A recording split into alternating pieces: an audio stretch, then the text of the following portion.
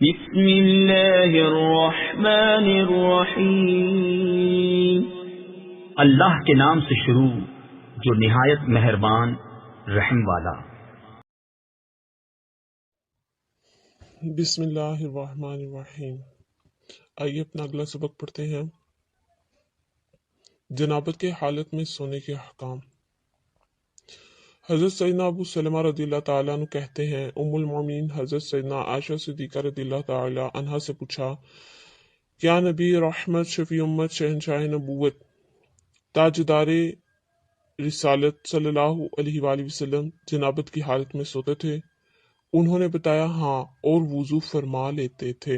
حضرت سیدنا عبداللہ بن عمر رضی اللہ تعالیٰ عنہ نے بیان کیا کہ امیر المومنین حضرت سیدنا عمر فاروق اعظم رضی اللہ تعالیٰ عنہ نے رسول اکرم نور مجسم شاہ بنی آدم نبی محتشم صلی اللہ علیہ وآلہ وسلم سے تذکرہ کیا، رات میں کبھی جنابت ہو جاتی ہے تو کیا کیا جائے؟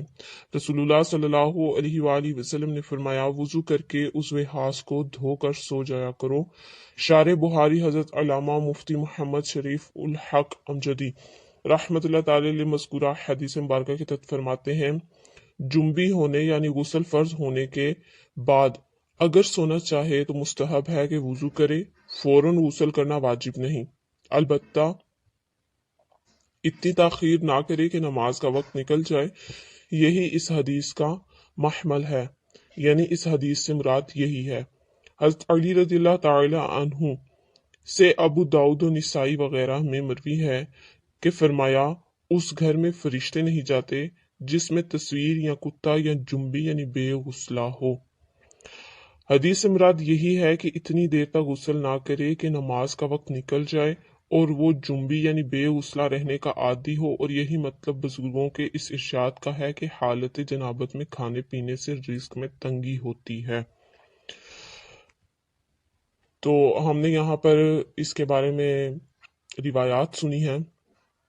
غسل فرض ہونے کی صورت میں یعنی جس طرح جنابت کی حالت ہوتی ہے جس میں غسل فرض ہوتا ہے، اب اس میں اتنی تاخیر نہیں کرنی چاہیے کہ نماز کا وقت گزر جائے، وہ تاخیر حرام کہلاتی ہے، اور پھر اسی کی وجہ سے رزق میں تنگی کا سبب بھی بنتا ہے اس حالت میں کھانے پینے سے۔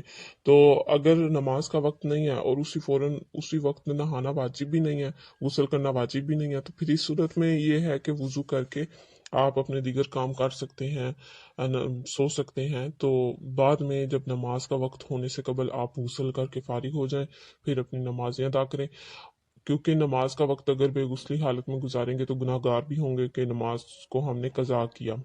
پہلے تو اگر حیض کی حالت میں ہوں گی آپ تو اس صورت میں تو آپ کو نماز معاف ہوگی، لیکن جیسے ہی حیض بند ہوگا آپ پر غسل فرض ہو جائے گا، اس صورت میں اب آپ کو چاہیے کہ غسل کر کے آپ اپنی نماز ادا کریں۔ اگر آپ نماز نہیں ادا کرتی، غسل نہیں کرتی، تو آپ گناہ گار ہوں گی کہ نماز آپ قضا کر رہی ہیں، کیونکہ اس وقت تو آپ پر نماز اب فرض ہو چکی، آپ نے پڑھنی ہے۔ مزید انشاءاللہ ہم اپنی نیکسٹ ویڈیو میں غسل کا طریقہ حنفی اسلامی بہنوں کے لیے سیکھیں گے۔ اب تک کے لیے اتنا ہی۔